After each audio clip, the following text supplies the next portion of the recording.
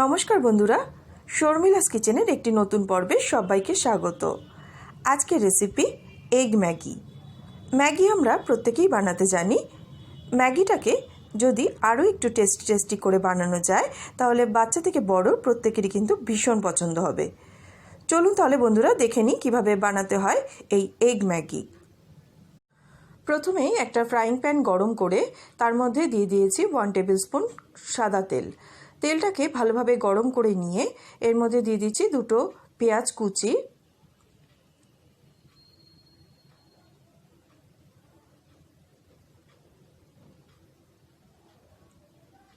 পেঁয়াজটাকে হালকা ভেজে নিয়ে তারপর এর মধ্যে দিয়ে দিচ্ছি 2টো কাঁচা লঙ্কা কুচি আর একটা টমেটো কুচি। সমস্ত কিছু ভালোভাবে মিশিয়ে নেওয়ার পর এবার এর মধ্যে নুন অ্যাড করছি,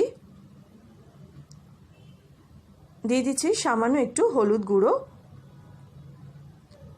আর সামান্য একটু লঙ্কার গুঁড়ো। এখানে আমি কাঁচা লঙ্কা ইউজ করেছি তাই লঙ্কার গুঁড়োটা খুবই সামান্য পরিমাণে দিলাম, তবুও আপনারা আপনাদের স্বাদ অনুযায়ী ঝালটা ইউজ করবেন। ভালোভাবে নাড়াচাড়া করে নেওয়ার পর একটু ঢাকা দিয়ে দিলাম টমেটোটা নরম হওয়ার জন্য। টমেটোটা এখন ভালোভাবে নরম হয়ে গেছে। এবার মশলাটাকে একটা সাইডে এইভাবে সরিয়ে নিয়ে অন্য দিকটায় আমি 2টো ডিম দিয়ে দিলাম।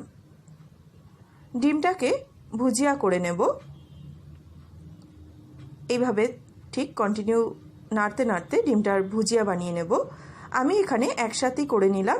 আপনারা যদি চান তাহলে আগে ডিমটার ভুজিয়ে বানিয়ে নিয়ে সেটাকে নাবিয়ে নিয়ে পরে এখন মশলার সাথে অ্যাড করতে পারেন।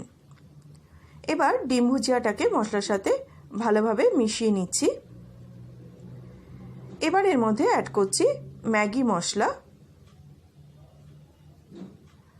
ম্যাগি মশলাটাকে দিয়ে ভালোভাবে মশলার সাথে মিশিয়ে নেওয়ার পর এখন এর মধ্যে আমি জল অ্যাড করছি। বড় যে কফি মাগগুলো থাকে সেই কফি মাগের 1 মাগ জল আমি এর মধ্যে অ্যাড করলাম। মোটামুটি 250 ml মতন জল দিতে হবে এই একটা ম্যাগি নুডলসের জন্য।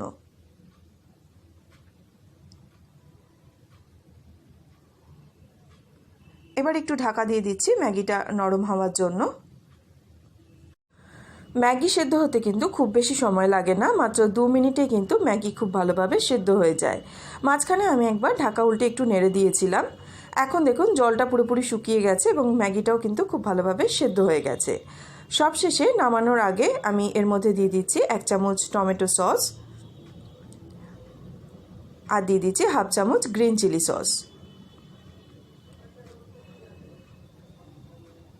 একটু ধনেপাতা কুচি ছড়িয়ে দিয়ে ভালোভাবে মিশিয়ে নিলেই কিন্তু গরম গরম এগ ম্যাগি একদম রেডি।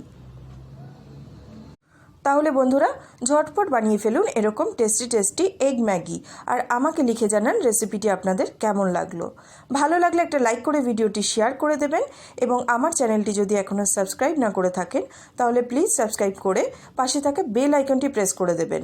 তাহলে আমি নতুন কোনো ভিডিও আপলোড করলে তার নোটিফিকেশন আপনাদের কাছে পৌঁছে যাবে। আজ এই পর্যন্ত, দেখা হবে নতুন কোনো রেসিপি নিয়ে। সবাই খুব ভালো থাকবেন, সুস্থ থাকবেন।